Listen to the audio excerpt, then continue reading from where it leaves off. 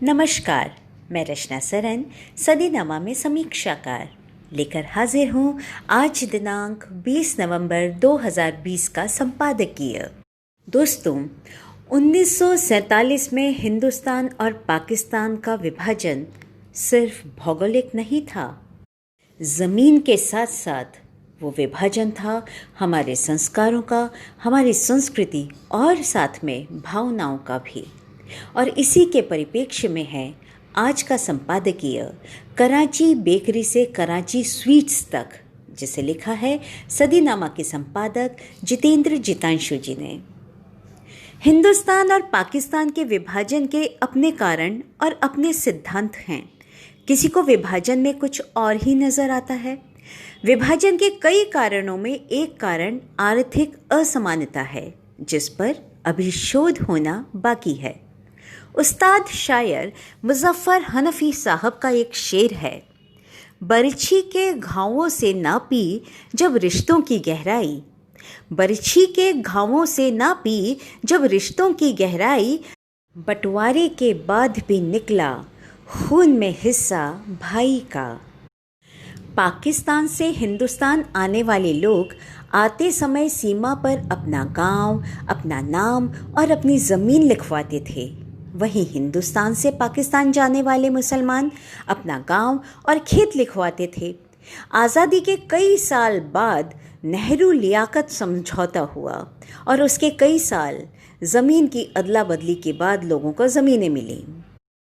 विभाजन के बाद देश के विभिन्न भागों में बस गए लोग अपनी ज़मीनें लेने पंजाब नहीं गए।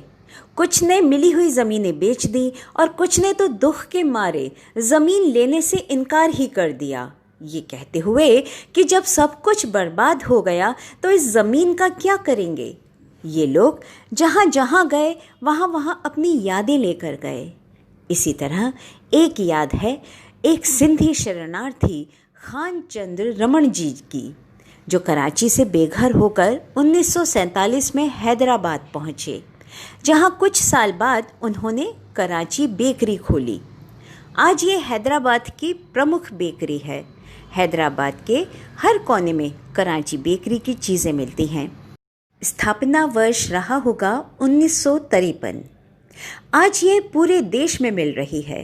हैदराबाद के बाद इसकी कई शाखाएं बम्बई जैसे शहरों में भी हैं। एक साहब हुआ करते थे रेड क्लिफ साहब, जिनका काम था हिंदुस्तान और पाकिस्तान के बीच सीमा निर्धारित करना। कागज़ पर नक्शा बनाते समय उन्होंने देखा कि पाकिस्तान में कोई भी बड़ा शहर नहीं है, इसलिए उन्होंने लाहौर को पाकिस्तान को दे दिया। सांस्कृतिक और भौगोलिक दृष्टि से ये शहर हिंदुस्तान के करीब था, लेकिन गिनती पूरा करने के लिए इसे पाकिस्तान को दे दिया गया। और उसके बाद लूट पाट, हत्याओं और विस्थापन का दौर चला। कलकत्ते में लाहौर स्टूडियो और हैदराबाद कराची बिस्किट दोनों शहरों के नाम पर हैं।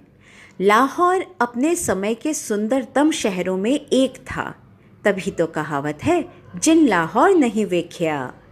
अगर आप पाकिस्तान जाएं तो वहाँ भी भारतीय शहरों के नाम पर दुकानें मिलेंगी, विशेषकर खाने पीने की दुकानें, जैसे बम्बई बेकरी, दिल्ली निहारी, बम्बई चौपाटी, अम्बाला स्वीट्स, मेरठ कबाब हाउस, मद्रास बेकरी और काठियावाड़ी चाट।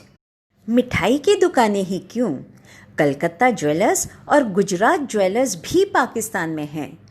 लोग जिस देश में रहते हैं उस देश से तो प्यार करते ही हैं, पर शहरों के नामों से कोई आस्थाएं नहीं घटती। ले देकर अब यही बचा है कि क्या देश प्रेम के नाम पर कोई और नया मुद्दा निकाल लिया जाए। उसी में विरासत की सुंदरता है। आमीन। जितेंद्र जितांशु, 20 नवंबर 2020। तो दोस्तों, ये था आज का संपादकीय कराची बेकरी से कराची स्वीट्स तक। कल फिर एक नए विषय पर नए संपादकीय के साथ फिर से उपस्थित होंगे। तब तक के लिए नमस्कार।